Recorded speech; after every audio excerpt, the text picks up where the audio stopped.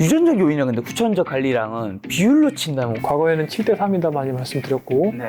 요즘에는 이제 9대 1 정도 된다고 보고 있는데 보통 이제 한 90대 초중반까지는 우리가 생활 습관이 굉장히 중요하다고 보고 100세 이상으로 해서 110세까지 가는 거는 사실은 상당히 유전적인 요인이 강하다. 우리가 110세를 살자고 하는 게 아니라 100세까지 잘 먹고 잘 살자고 하는 거기 때문에 유전자에 의해서 너무 주눅들고 이렇게 생각하실 필요는 전혀 없습니다.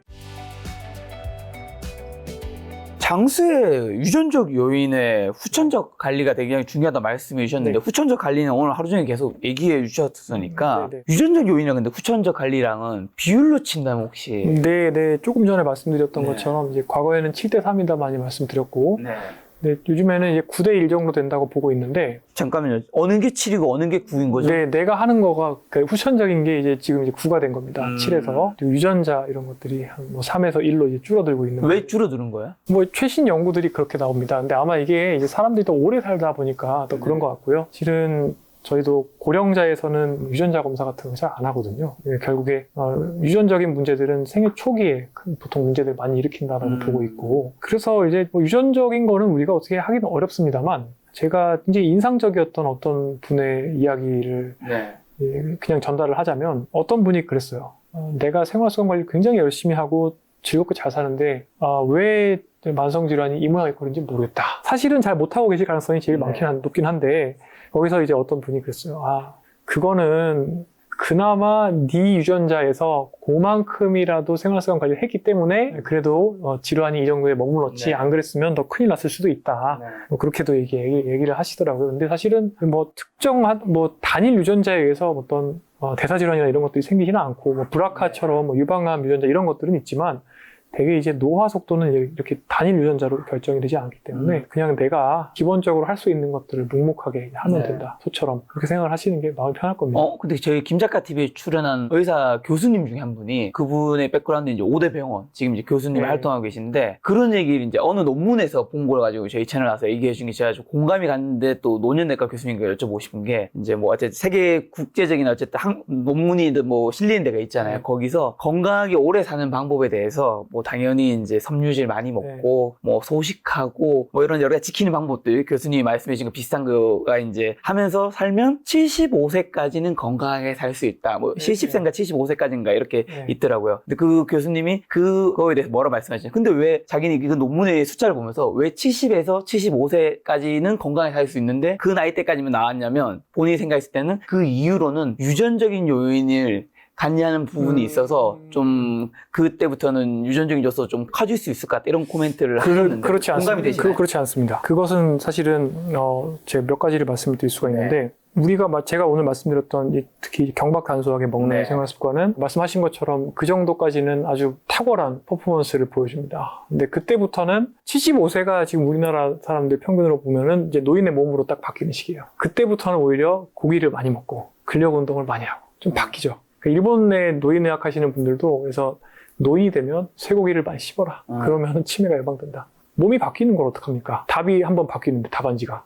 그래서 그때부터는 오히려 약간 더 에나볼릭하다라고 표현하는데 내 몸에 근육 만드는 방향으로 조금 더 추가를 해주는 게 맞고요. 근데 그런 연구들도 사실은 90대 초반까지는 이어집니다. 그러니까 70세로 끝나지 않고 보통 이제 한 90대 초중반까지는 우리가 생활 습관이 굉장히 중요하다고 보고 100세 이상으로 해서 110세까지 가는 거는 사실은 상당히 유전적인 요인이 강하다. 대부분의 사람들이 100세까지 가는 분들이 거의 없습니다. 1000명 중에 1명? 지금 봤을 때는 그 정도일 겁니다. 그래서 우리가 110세를 살자고 하는 게 아니라 100세까지 잘 먹고 잘 살자고 하는 거기 때문에 유전자에 의해서 너무 주눅들고 나는 할 수 있는 게 없다. 이렇게 생각하실 필요는 전혀 없습니다. 그리고 지금 100세 시대 말씀해 주셔서 요즘 이제 곧 있으면 100세 시대 된다고 하잖아요. 실제로 될 가능성이 있는지랑 언제가 되면 진짜 100세 시대 좀 될까요? 100세 시대가 왔지 않습니까? 100세 제가 말하는 건 이제 평균 수명이 100세 평균 수명 모두가 한 100살까지 사는 평균 시대. 수명이 100세가 되는 거는 좀 걸릴 것 같은데 이게 평균 수명이 늘어나는 속도가 지금 매우 느려졌는데요. 이게 원래 그렇습니다. 선진국이 되면 늘어지기도 하고 또 이제 우리나라 같은 경우는 이제 사실은 젊은 사람들 건강 상태가 좀 빨리 나빠지고 있어서 미국의 경우에는 이제 평균 수명이 좀 떨어지는 추세를 그동안 보이고 있었고요. 근데 지금 그러면 사람들이 말하는 100세 시대라는 거는 100살까지 이제 살 수도 있는 시대라는 거지 모두가 100세까지 간다는 의미는 아닌 걸로 받아들여야 되는 거고. 그게 이제 제가 설명을 드릴 때는 보통은 웬만하면 100살까지 사는 거를 의미를 하는데 대략 한 이제 65세 정도 됐을 때 네. 그때 이제 100세까지 사는 거를 얘기를 하는데 그런 분들은 이제는 65세가 되면 이제 한 90대 중반까지 사시기 때문에 여성 같은 경우에 이제 얼추 됐다고 볼 수 있고 진짜 평균 수명이 100세까지 가려면 평균 수명이 지금 17년 정도 더 늘어야 되니까 네. 오래 걸릴 거예요. 오래 걸릴 텐데 여기서 몇 가지 가능성이 있는 게 의학의 개념이 바뀌어야 됩니다. 예를 들어서 이거는 참 여기서 얘기하는 좀 껄끄러운 얘기긴 한데 사보험으로 그러니까 프라이빗 섹터의 민간 의료가 나왔을 때 예를 들어서 맞춤형 대사질환에 대한 예방 뭐 이를테면 그러니까 굉장히 공격적으로 당뇨와 그 과체중에 대한 초기 치료로 저용량의 위고비를 써버린다. 뭐 이런 식으로 해버리면 그거를 만약에 근데 뭐 30대 중반부터 해버려요? 그러면 그 사람은 진짜 100살까지 갈 가능성이 있죠. 거기서 추가로 뭐 몇몇 이런 생물학적인 검사를 해서 맞춤형으로 뭐 실제로 저희가 중재할 수 있는 몇 가지를 더 추가한다. 그렇게 해서 이제 또 노쇠하게 되면 그때는 또 조금 더 위로 올릴 수 있는 것들이 있고 이런 것들을 한다고 하면 이제 그런 분들은 사실 조금 더 쉽게 100세까지 가실 수 있는데 이게 이제 모두를 위한 건 아닐 가능성이 있기 때문에 하여간 조금 말씀드리기는 어렵고 제 생각에는 근데 실은 나라 입장에서는 이제 우리가 로우 행잉 프루트이라는 단어 씁니다. 이렇게 낮게 걸려있는 과일들 먼저 따는 게 우선이고 이제 그러려면 이렇게 막 뭔가 막 돈이 많이 들고 몇 분들 개선시키는 그런 것보다는 사실 전 국민 차원에서의 건강 상태를 개선을 하는 게 좀 더 먼저일 것 같긴 하고요. 평균 수명 100세는 조금 차치하고 지금 당장 이제 우리가 할 수 있는 것들 아까 말씀드렸던 뭐 제가 생각하는 것도 이런 것도 있거든요. 비행기를 탔는데 설탕 콜라를 디폴트로 주잖아요. 콜라 먹을래, 주스 먹을래. 그렇죠. 근데 그거 둘 다 사실 독극물이잖아요. 그래서 국내선 비행기 타면 그거 2개 주고 제로 콜라 없고 그리고 그거 아니면 물 먹을래 이러는데 그 설탕 콜라랑 과일 주스는 숨겨놓고 그거는 Are you sure? 진짜 먹을래? 하고 줘야 되고 사실은 물 먹을래? 제로 콜라 먹을래가 디폴트가 전 돼야 된다고 보거든요. 그런 정도의 사회적인 노력을 오히려 먼저 하는 게 더 중요할지도 모르겠어요. 근데 좀 비행기를 탈 때만 느끼는 거는 그 좁은 공간에서 굳이 식사를 예를 들면 일본도 한 3시간 정도 걸리는 뭐 삿포로 같은 데 가면 식사를 준단 말이죠. 야, 이거 굳이 줘야 되는 것인가? 그 먹는 게 처음 탈 때는 재밌긴 하지만 사실 건강에 그 좁은 데서 그러면 그 영양 성분표도 뭐 그렇게 막 건강한 식단이 나오긴 힘들잖아요. 건강하지 않습니다. 네. 어떻게 생각하세요? 예. 저는 안 먹어도 될 것 같긴 한데. 네. 근데 그렇다고 해서 우리 또 그런 생각 하잖아요. 어쨌든 이게 비행기값이 포함됐으니까 안 먹으면 돈 아깝다는 생각이 또 먹게 된단 말이에요. 그쵸. 저도 참 먹었는데 안 먹을 때도 많았는데 요즘에는 좀 먹거든요. 비슷한 생각이 있어서. 근데 먹고 나면 컨디션이 되게 안 좋습니다. 그렇죠. 그래서 사실 여러 가지가 바뀌어야 될 겁니다. 근데 일단은 뭐 항공산업이야 일단은 코비드 이후에 아마 항공산업 역사를 아시는 분들은 또 아시겠지만 미국에서 디레귤레이션이라 해서 70년대 초반에 원래는 이제 항공기 좌석의 가격이 이제 일정했던 거 아세요? 그 미국에서 디레귤레이션이라는 게 이게 그 규제 철폐라고 해서 그 이전에 60년대에는 그게 없었어요. 그러니까 그 디레귤레이션이 없어가지고 레귤레이션이 있는 거죠. 그러니까 규제가 있는 거죠. 예를 들어서 시카고에서 뭐 뉴욕을 간다. 그러면 이제 표값이 같은 거예요. 그러면 항공사들이 경쟁을 하려면 밥을 더 좋은 걸 줘야겠죠. 엄청 좋은 밥을 줬습니다. 근데 그러다가 이제 그 다음에 70년대에 오일 쇼크가 오고 디레귤레이션이 생기면서 이제 낮은 항공권 가격을 바탕으로 이제 항공사들이 경쟁을 하게 되면서 LCC라든지 LCC는 물론 그 이후에 나왔지만 어쨌든 70년대 이후로 이 우리가 먹는 이 케이터링 되어 있는 이 기내식은 점점 그 질이 떨어지는데 그 이후로 또 언제 한번 이게 있었냐면 사실은 이게 그 9/11 9/11 테러 이후에 항공산업이 굉장히 어려웠습니다. 그 다음에 이제 2008년 경제 위기 계속 떨어지고 이제 코로나 이후로 이제 제가 봤을 때는 거의 뭐 슬라임 이거는 인간이 먹을 수 있는 음식이 아니라 뭐 거의 그 초강홍 슬라임에 가까운 이 오버쿡 되어 있는 뭔가 이제 그런 물건이 나오는데 그리고 그 성분을 보면 정말 뭐 그렇죠. 근데 모르겠습니다. 이게 사실 개선될 수 있는 면들은 많이 있는데 그것을 이제 많은 분들이 좋아하실지는 모르겠어요. 제가 전에도 아마 여기서 말씀을 드린 적이 있을 건데 꽤 많은 그런 말하자면 뭐 F&B나 이렇게 회사들과 얘기를 해보면 어떤 회사는 이렇게 얘기합니다. 우리가 맛을 줄여보고 건강하게 만들었더니 사람들이 싫어한다.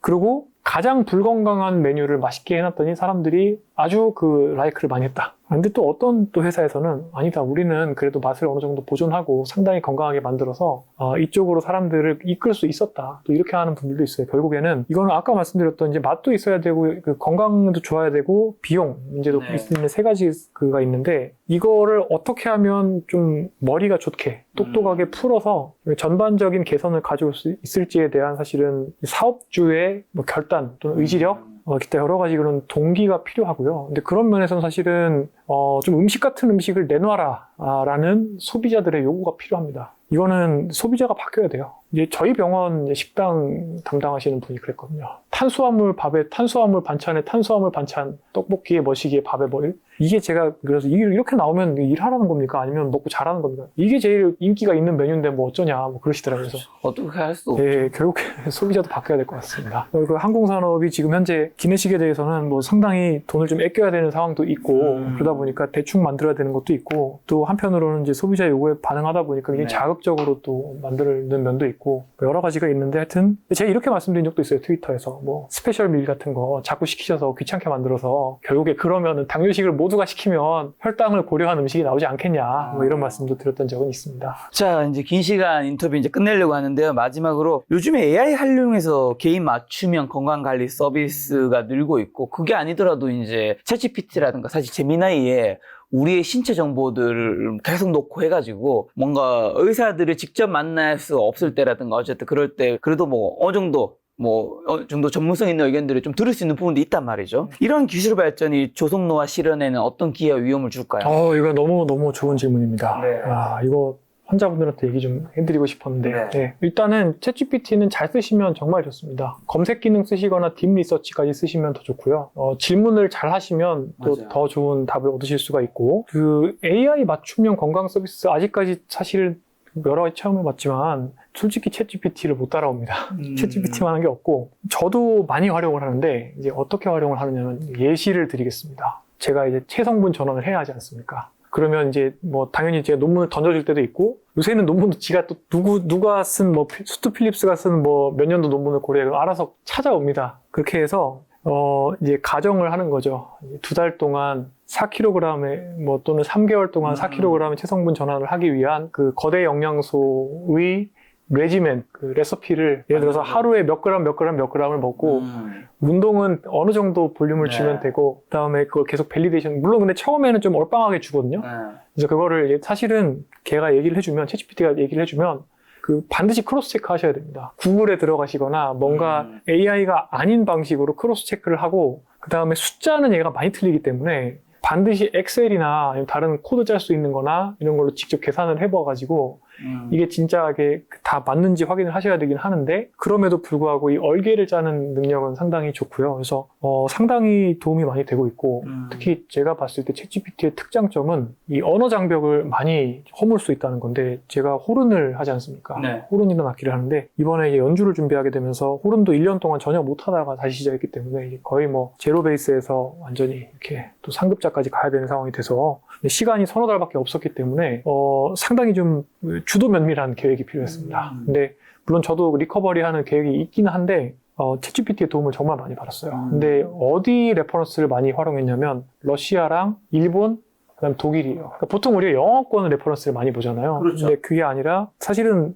독일, 러시아는 뭐 번역기서 들어갈 일은 잘 없는데 이제 이런 데 보면은 그 교수법이라든지 아니면 팁이라든지 뭐 연습 스케줄링이라든지 이런 것들도 많이 있더라고요. 그래서 그런 것들을 통해서 이제 매일매일의 연습 스케줄을 효율적으로 짜고 그다음에 특정 예를 들어서 뭐 음형에 제가 뭐 예를 들어서 뭐 솔 라가 뭐 걸리는 느낌이 든다. 이거 어떻게 해소하면 되냐 물어보면 거기에 대한 적절한 에튜드를 연습곡을 추천을 해줘요. 이거를 뭐 또 느리게부터 빠르게 연습을 하면 또 딱 되고. 그러니까 마찬가지로 건강 상담을 하시고 싶으실 때 대신에 이제 본인이 직접 밸리데이션, 그러니까 이게 맞는 건지 아닌지 확인하셔야 되지만 그럼에도 불구하고 이제 기본적으로 챗GPT를 이용을 하시면 상당히 많은 도움 받으실 수 있을 것 같습니다. 그만큼 내가 질문도 잘해야 되고 거기에 만약에 이게 건강이라면 그 안에 나에 관련된 정보들을 최대한 많이 줘야 되는 거겠죠. 네. 정보도 줘야 되고 구체적으로 또 질문을 해주고 근데 요새 챗GPT가 과거에는 이제 이런 건강이나 의료 관련된 거는 아예 그냥 해줄 수 없습니다. 전문가에게 물어봐서 했는데 요새는 좀 도움을 더 주는 좀 스탠스거든요. 그래서 이렇게 뭐 사실은 이제 의사를 뭐 언제든지 이렇게 콜할 수는 없으시기 때문에 많은 경우에 좀 증상이나 이런 것들 활용해 보시면 좋겠고, 사실 저희 이제 의사들도 정말 깜짝깜짝 놀랄 때가 있는데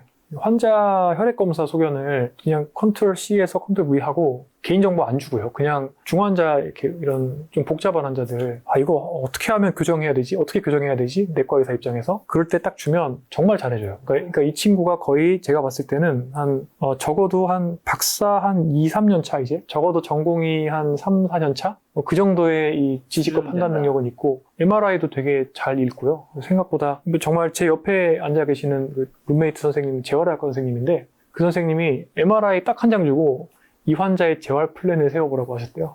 재활의학과 전문의가 짠 것과 큰 차이가 없다. 잘만 활용하면 상당히 좋을 수 있습니다. 건강에도 요즘에 챗GPT AI 활용하시면 도움 될 것 같습니다. 자, 오늘 긴 시간 교수님과 저속노화 마인드셋 이야기 나눴는데요. 오늘 처음에 교수님의 힘이 굉장히 있었는데 지금 촬영 시간이 한 2시간 40분 되니까 이제 점차 교수님이 노화가 시작되고 있는 것 같아요. 요거 끝으로 요거 해주세요. 끝으로. 네, 끝으로 요거 드리려고요. 네. 끝으로 저속노화 마인드셋 그 확산을 위해서 꼭 하고 싶은 개인적인 말씀이 있다면. 네, 여러분들 제가 항상 마지막 멘트를 날리고 가죠. 첫 번째는요, 꼭 한 번이라도 좋은 경험을 해보셨으면 합니다. 이 생활 습관이 바뀌고, 그리고 뇌가 깨끗해지고, 몸이 편해지고, 그리고 생활 습관이 계속 더 좋아지면서 사실 나의 행복은 줄어들지 않는, 오히려 행복해지는. 그리고 제가 늘 쓰는 표현이죠.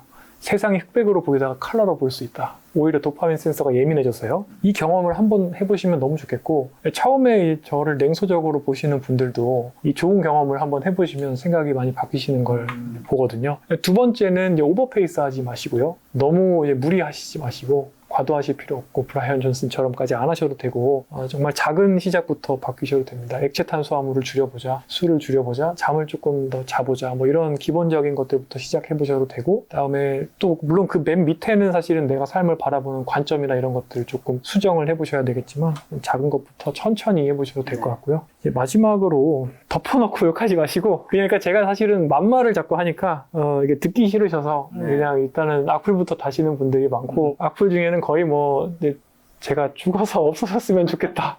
거의 죽어라 그런 분들도 있는데, 근데 진짜 그게 사실은 관성 때문에 그래요.